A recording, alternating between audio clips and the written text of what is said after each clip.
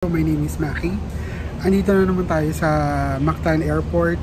This time, I am waiting for my next flight which is going to Puerto Princesa. Masyadong matagal ang layover, 6 hours, but we don't have a choice. Walang direct flight galing Cagayan.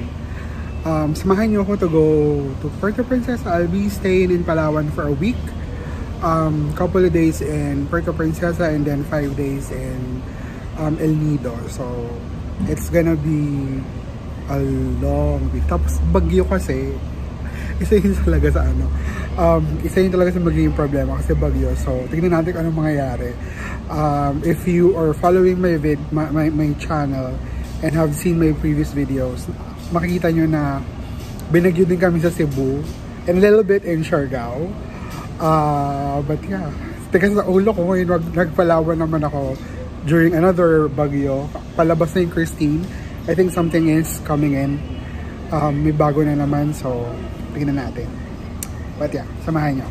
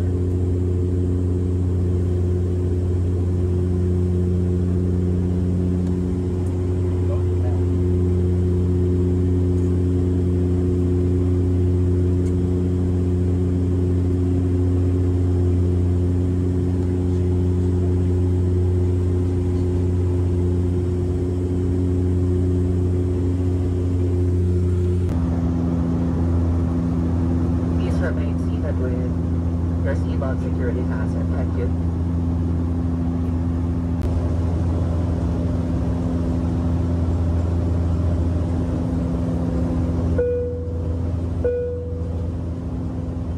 Cabin crew, prepare for arrival.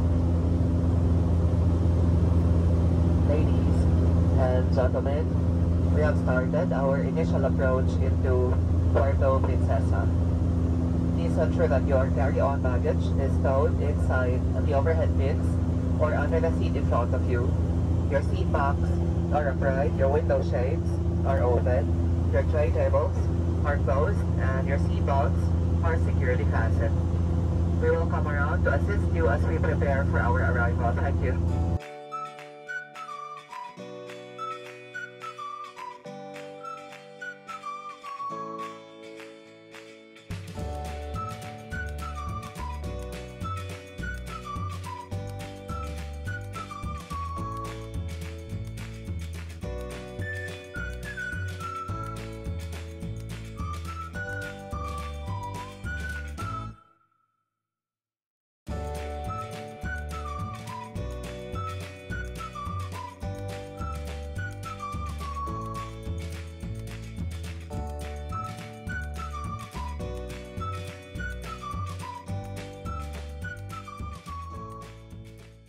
And a little update.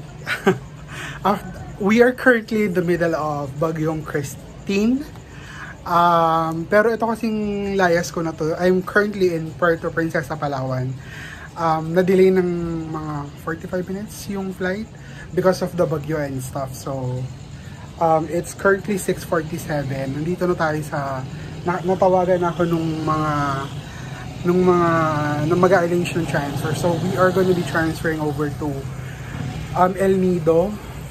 It's gonna be 6 hours or 7 hours, really depending on takbo and kung alam ko mag-stop over pa to Ite. So, ayun, haggard na ako. Galing ng shift, diretso pa, fly from Cagayan to Cebu.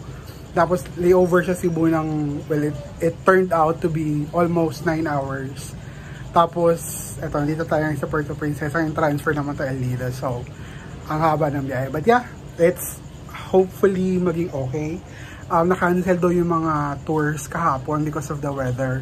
So, bukas talaga mag-aantay kung magiging okay yung weather for tours and stuff. So, antabayan na natin. I got this package from Kirksified. Sila rin yung nag-process nung mga tours namin sa Siargao with my friends sa work. So, let's see kung anong mga ganap. Again, I'm super haggard, but yeah. Let's see kung anong mangyayari sa atin.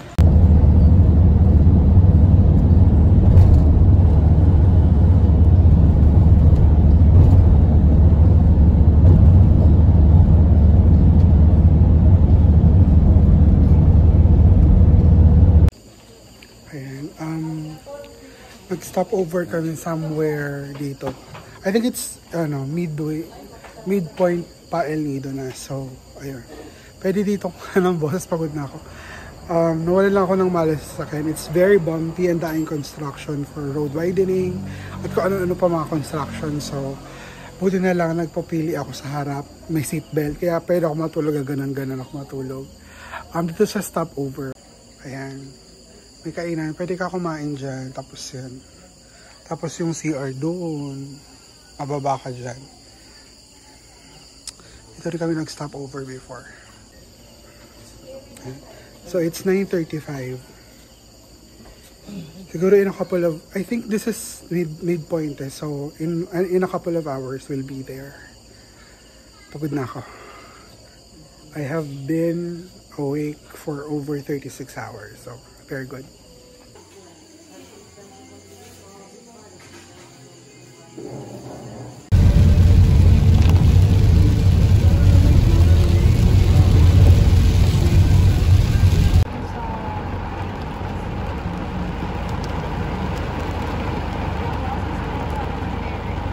Walang